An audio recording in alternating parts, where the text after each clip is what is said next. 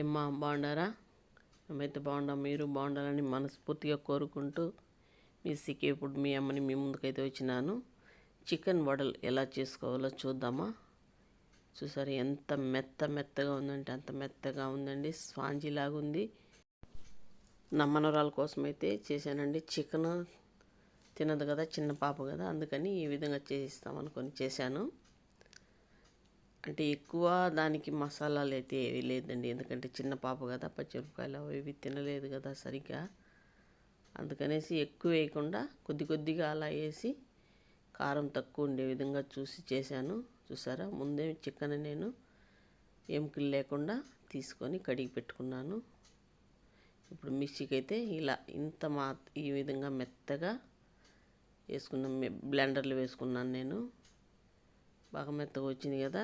కొద్దిగా సాల్ట్, మిరప్పొడి అండి, ఇది పసుపు పొడి, కొద్దిగా అలా వేసాను. మిరియాల పొడి మనం వేసుకున్నట్టు మరీ ఎక్కువ వేస్తే బాగుండదు అనేసి కొద్దిగా కొత్తిమీరలు, ఒక చిన్న లేత పచ్చిమిరపకాయ ఒకటి, ఎర్రగడ్డ ఒక సగం వేసుకున్నాను. చిన్న ఎర్రగడ్డ కోసుకొని దాంట్లో సగం వేసాను.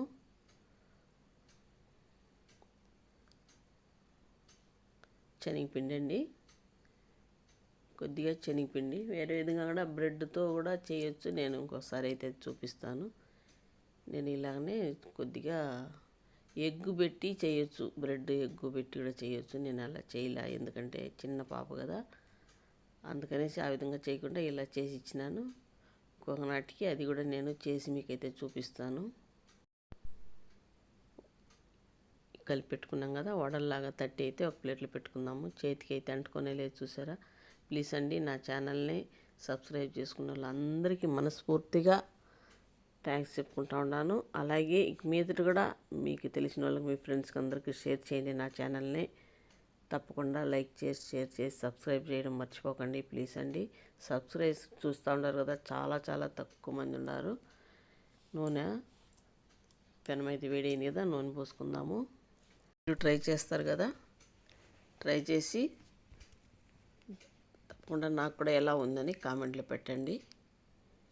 కొద్దిగా నూనెలు వేసి చూస్తాం, వేడెక్కింది కదా, వాళ్ళు అయితే అందులో వేసి కాంచుకునేస్తాము.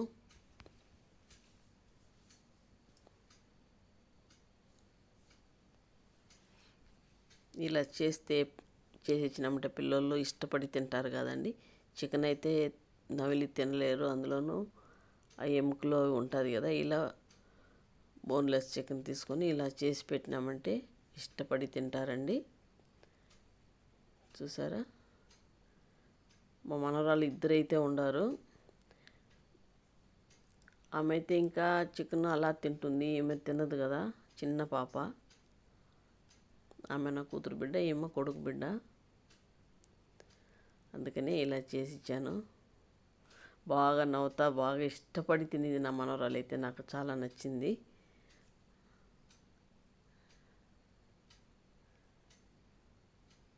ఇదండి, వడలు రెడీ అయిపోయింది కదా. మీరు కూడా తప్పకుండా ఈ విధంగానే చేసి మీ పిల్లలకి ఇవ్వండి.